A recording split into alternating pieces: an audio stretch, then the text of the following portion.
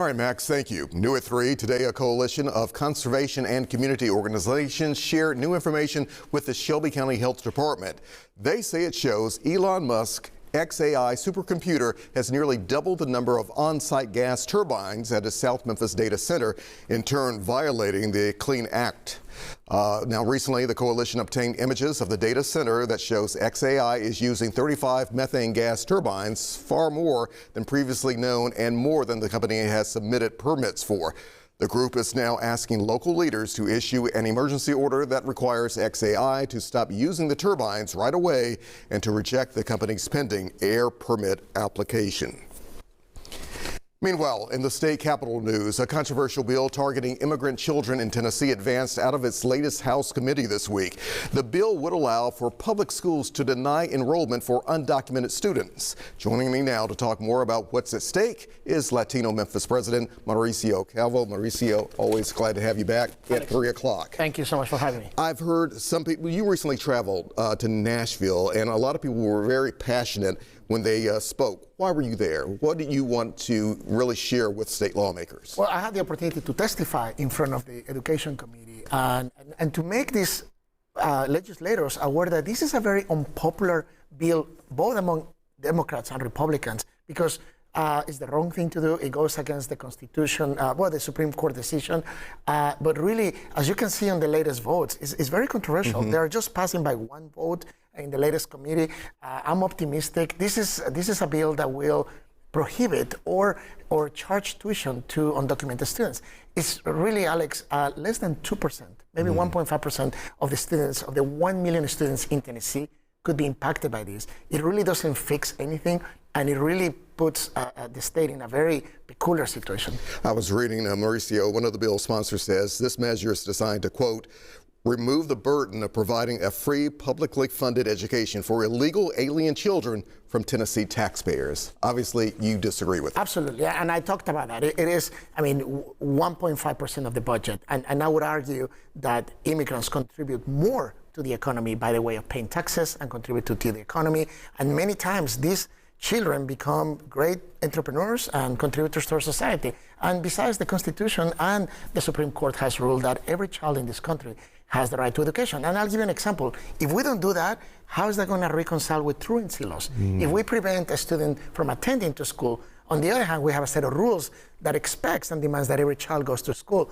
Those things don't match. So again, we are in potentially we could lose Title I funding. It's really not worth it. It's just a posture idea. But again, I'm happy to say that both Republicans and Democrats are split on this issue, and I'm optimistic that it's not going to pass. What are you hearing from some state lawmakers from right here in Memphis? I know Senator London Lamar also has questioned the citizenship vetting requirement, saying it could create a potential financial strain on public schools by doing this. Absolutely. Schools are often, I tell you this as a former school board member, oftentimes schools are the largest employer in a community. So when children attend school, they bring funding, they create jobs. So speaking of Memphis, just about every legislator in Memphis has been in support of, including Representative Mark White, who chairs the Education Committee, is in favor of not passing this law. He thinks this is something that is just not going to work, and he has shown that by his vote. I know we only have maybe another 2, perhaps 3 weeks in the session coming up here,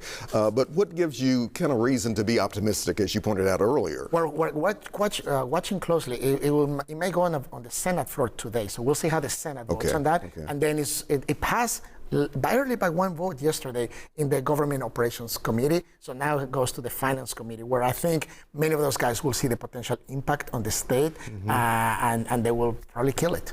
And again, Mauricio, we're not talking about just potentially impacting young people here in Memphis and Shelby County. We're talking statewide, are we not? Absolutely. In fact, if the law becomes permissive, I would think that Memphis and Shelby County schools will not implement it. So, it will affect smaller rural districts the most. Let's cut through it, though. What do you think this bill, in your estimation, is really about?